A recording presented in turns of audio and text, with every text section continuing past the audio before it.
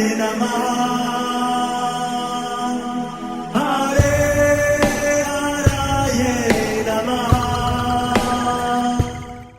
हरे कृष्णा। आज हम भगवत गीता अध्याय 7 श्लोक नंबर 8 सीखेंगे। चलिए शुरू करते हैं। रसो अहम अप्सु कौन्तेय प्रभास्मि शशि सूर्ययः प्रणव सर्ववेदेषु शब्दः खे पौरुषं ऋषु। अब हम इसे धीरे धीरे बोलकर समझते हैं। रसो अहम अप्सु कौन्तेय प्रभास्मि शशि सूर्ययः प्रणवः सर्ववेदेषु शब्दः खे पौरुषं ऋषु। अब हम इसे फिर से गाते हैं। रसो अहम अप्सु कौन्तेय प्रभास्मि शशि सूर्ययः प्रणवः सर्ववेदेषु शब्दः खे पौरुषं ऋषु। अब हम समझते हैं भगवान श्री कृष्ण इस श्लोक में हमें क्या बता रहे हैं। हे कुंती पुत्र, मैं जल का स्वाद हूँ, सूर्य तथा चंद्रमा का प्रकाश हूँ, वैदिक मंत्रों में ओंकार हूँ, आकाश में ध्वनि हूँ तथा मनुष्य में सामर्थ्य हूँ। हरे कृष्णा। चलिए अब हम प्रभु जी से इस श्लोक के बारे में और अच्छे से समझते हैं। हरे कृष्णा। तो यहाँ से आने वाले 5 श्लोकों में भगवान श्री कृष्ण बता रहे हैं कि वो किस तरह से पूरे संसार के मूल है, पूरे संसार के सार है। क्योंकि इससे पहले वाले श्लोक में भगवान श्री कृष्ण ने स्पष्ट शब्दों में बोला, मत्तः परतरम न अन्यत् किंचिदस्ति धनंजय मयि सर्वम इदं प्रोक्तम। ये सब कुछ मुझसे अच्छे से घुल मिल रहा है। कैसे? सूत्रे मणिगणा इव। जिस तरह मणियों की माला के अंदर, मूल के अंदर एक सूत्र होता है, एक धागा होता है जो सबको बांध के रखता है, ऐसे ही भगवान श्री कृष्ण इस संसार की सभी वस्तुओं के मूल में है। और इस बात को बताते हुए कुछ 5 श्लोकों में भगवान श्री कृष्ण बताते हैं कि वो कैसे कैसे और कहाँ कहाँ पर उपस्थित है। और 10वें अध्याय में और बहुत विस्तार से इसका वर्णन मिलता है। तो इसमें शुरू के अंदर पहले बोला, सर्वप्रथम रसो अहम अप्सु। जो पानी का जो स्वाद है वो भगवान श्री कृष्ण है। इसका क्या मतलब है? जब हम लोग पानी पिए तो हम भगवान श्री कृष्ण का स्मरण करते हुए पानी पीजिए, भगवान के नाम का जप करते हुए आप पानी पीजिए। तो इस तरह से जल पीने की प्रक्रिया से ही, जल पीते पीते ही आप अपने मन को भगवान के चरणों में लगा रहे हैं। तो इस तरह से हर वस्तु को भगवान के संबंध में देखना है। तो जब भी आप पानी पिए तो मन में मंत्र बोल सकते हैं, हरे कृष्ण कृष्ण कृष्ण हरे हरे, हरे राम राम राम हरे हरे। और आराम से आप पानी पीजिए। पानी जैसे आयुर्वेद में बताते हैं, बैठकर पानी पीना है और सिप सिप पानी पीना है। एक सिप पानी पिया, थोड़ा रुक के फिर दूसरा सिप पानी पीना है। एक साथ गुड़ गुड़ गुड़ करके सारा पानी नहीं पीना है। जब एक बार आप गुट लेते हो तो भगवान का हरे कृष्णा बोला, एक गुट ले लिया, फिर हरे कृष्णा बोला, दूसरा गुट ले लिया। इस तरह से आप जितनी बार आप पानी पी रहे हो उतनी बार आप भगवान श्री कृष्ण को याद कर पाएंगे। फिर बोला प्रभा अस्मि। जो प्रभा है, जो किरणें हैं, जो तेज है, किसका? शशि मतलब चंद्रमा और सूर्य का। तो बहुत सारे लोग सूर्य नारायण की आराधना करते हैं, उनको जल चढ़ाते हैं। तो जब आप सूर्य देव को जल चढ़ाएं तो आप सोचें ये सूर्य का जो प्रकाश है ये भगवान श्री कृष्ण का है। और जब आप सूर्य देव को जल चढ़ाते हैं तो वास्तव में आप भगवान श्री कृष्ण को ही जल चढ़ाते हैं। और ये बहुत वैदिक समय से आ रहा है कि सूर्य देव को जल अर्पण करना। पर जब आप सूर्य देव को जल अर्पण करें तो आप इसमें ध्यान रखें कि यह जल किसको अर्पण हो रहा है? भगवान श्री कृष्ण को। क्योंकि सूर्य का जो प्रकाश है वह भगवान श्री कृष्ण की ही शक्ति है। और चंद्रमा, साइंटिस्ट लोगों ने बता दिया भाई ये सूर्य की किरणें बहुत जरूरी है। क्यों? क्योंकि हमारे शरीर में विटामिन डी का जो फॉर्मेशन होता है उसमें सूर्य की किरणों का बहुत बड़ा योगदान है। और इसलिए हमें सुबह उठकर और फिर आप सूर्य देव को नमस्कार कीजिए। और सूर्य देव को आप नमस्कार करते हो तो सूर्य मंत्र बोलिए तो ठीक है, नहीं तो मुख्य रूप से आपको हरे कृष्णा महामंत्र का जाप कर सकते हैं। क्यों? क्योंकि सूर्य के रूप में भगवान श्री कृष्ण की ही शक्ति है जो हमें स्वास्थ्य आरोग्य प्रदान करती है। इतना तो आज के साइंटिस्ट बोलते हैं सुबह की किरणें हमारे शरीर के लिए बहुत लाभदायक है। पर बहुत सारे लोग सोते रहते हैं सुबह के समय में और उनको बहुत बीमारियां होने की संभावना बढ़ जाती है क्योंकि विटामिन डी कम होने लगता है। पर चंद्रमा की किरणें वह भी हमारे लिए बहुत लाभदायक है। आयुर्वेद में वर्णन आता है कि चंद्रमा की किरणों में अगर पानी रखा जाए रात को और सुबह वह पानी पिया जाए तो वो अमृत के तुल्य है। 15वें अध्याय में भगवान श्री कृष्ण बोलते हैं कि वनस्पतियां जो पुष्ट होती है, वनस्पतियों में जो फलों में और फूलों में जो स्वाद उत्पन्न होता है वो वास्तव में चंद्रमा की किरणों से होता है। और चंद्रमा की किरणों का हमारे शरीर के ऊपर भी बहुत लाभ होता है। इसीलिए बताया जाता है जब पूर्णिमा हो और चंद्रमा पूरा हो तो उस समय आप शाम के समय चंद्रमा की किरणों में भी आपको थोड़ी देर घूमना चाहिए। और अगर आप चंद्रमा की किरणों में सोते हैं तो बहुत ही उत्तम है। पहले लोग आराम से खुले में सोते थे तो चंद्रमा की किरणें उनके ऊपर गिरती थी और उससे उनके स्वास्थ्य को भी लाभ मिलता था। पर आजकल ये चीजें हम भूलते जा रहे हैं। प्रभास्मि शशि सूर्ययोः प्रणवः सर्ववेदेषु। प्रणव ओम, जैसे बहुत सारे मंत्रों में ओम शब्द का प्रयोग होता है और वास्तव में मंत्र का सारी यह है ओम। और जब कोई ओम बोलते हैं तो हम पता नहीं किस किस पे ध्यान लगाते हैं, पर यहाँ पर भगवान श्री कृष्ण बोलते हैं जब आप ओम का उच्चारण करें तो भगवान श्री कृष्ण का ध्यान करें, भगवान श्री कृष्ण के चरणों का ध्यान करें, भगवान श्री कृष्ण के मुखमंडल का ध्यान करें। और इस तरह से आप जब भी ओम का उच्चारण करें तो आप उसको भगवान श्री कृष्ण से जोड़ें। अगर भगवान श्री कृष्ण का स्मरण नहीं आता तो मतलब हम ओम को भगवान के संबंध में नहीं देखते। शब्द खे, जो आकाश है उसमें जो ध्वनि है, जो मूल उसका जो अस्तित्व है वह ध्वनि मैं हूँ।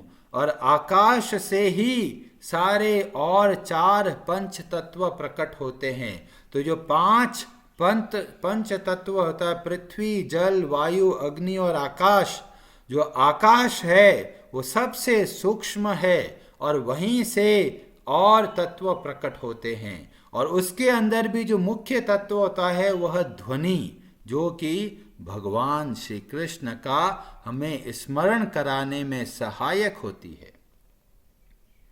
और सबसे महत्वपूर्ण बात, पौरुषम नरसु, जो मनुष्य है उसमें जो कार्य करने की क्षमता है, जो सामर्थ्य है, वह वास्तव में भगवान की ही शक्ति है।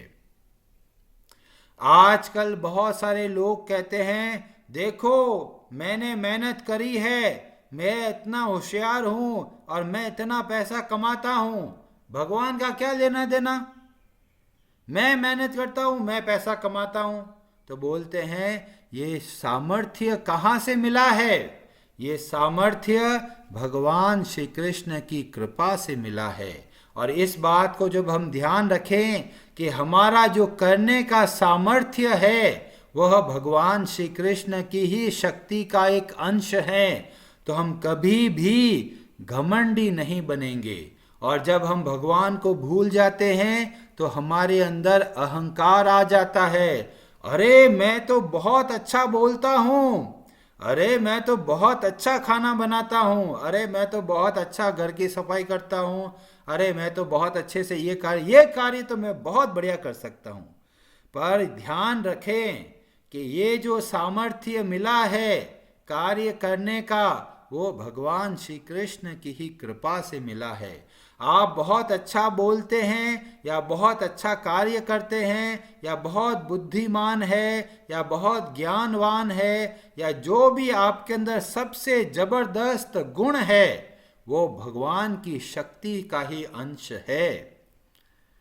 और जब हम इसको भगवान श्री कृष्ण से जोड़ते हैं तो हम वास्तविक रूप से उस सामर्थ्य का प्रयोग कर पाते हैं, नहीं तो वह सामर्थ्य दुरुपयोग के रूप में बदल जाता है।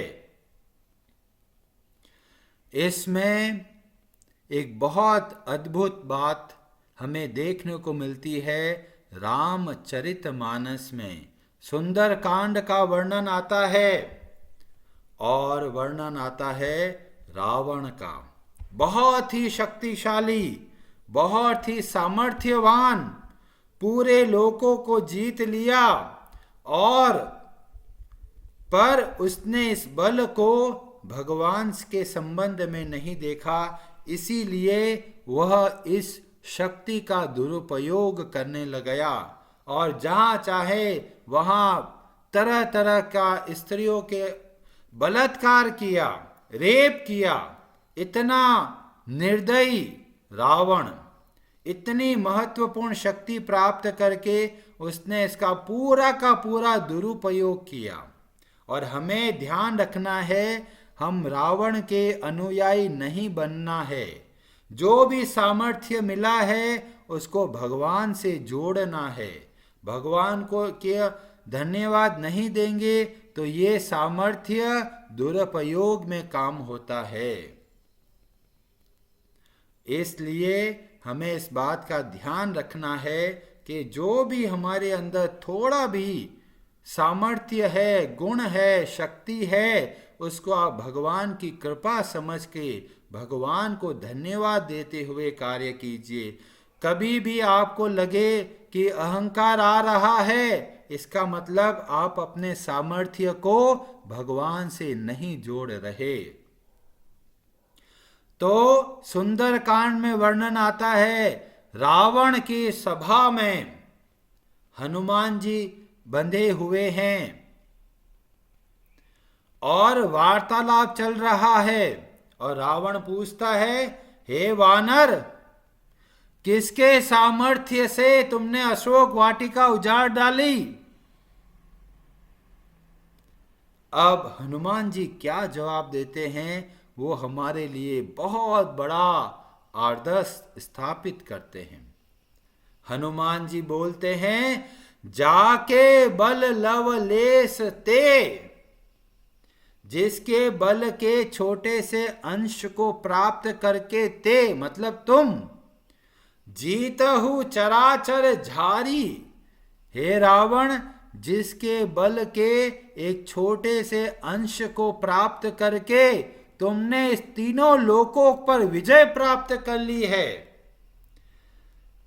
जाके बल लवलेश ते, जिसका बल के भरोसे तुम तरह तरह के कार्य कर रहे हो, तास दूत में जा करी हरि आने हु प्रिय नारी।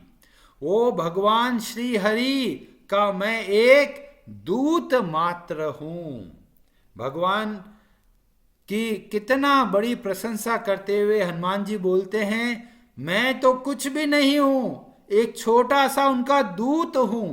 तो इस तरह से भक्त को विनम्र होके रहना चाहिए कि हमारे अंदर जो भी योग्यता है, जो भी सामर्थ्य है, वो सब का सब भगवान की ही कृपा से है।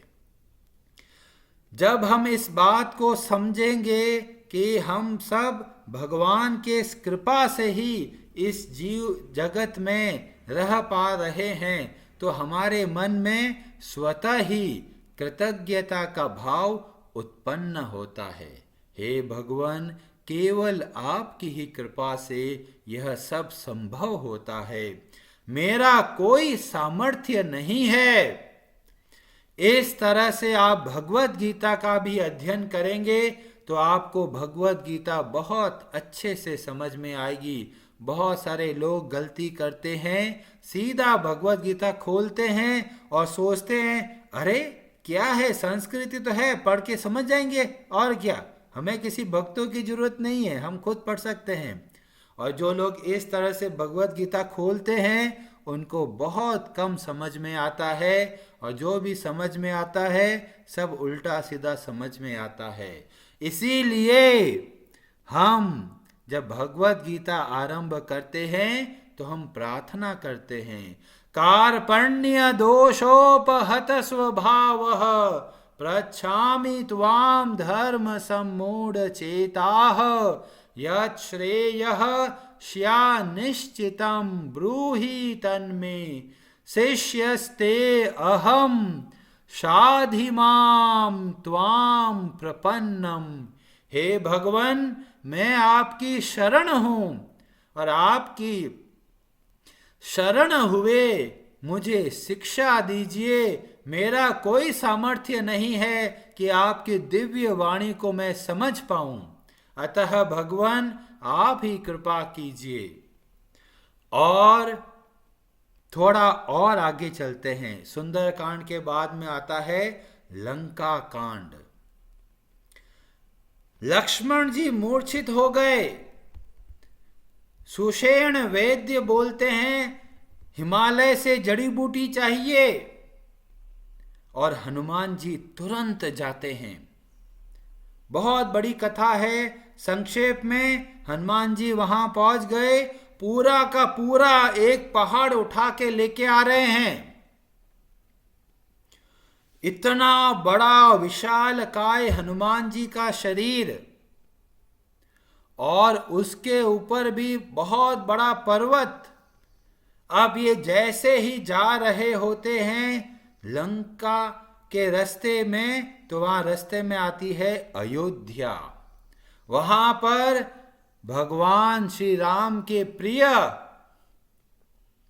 भरत देख रहे होते हैं इतना विशाल काय प्राणी, लगता है कोई असुर है, और एक तीर चलाते हैं जिसके आगे तीखा नहीं होता, क्योंकि उनको पता नहीं कौन है।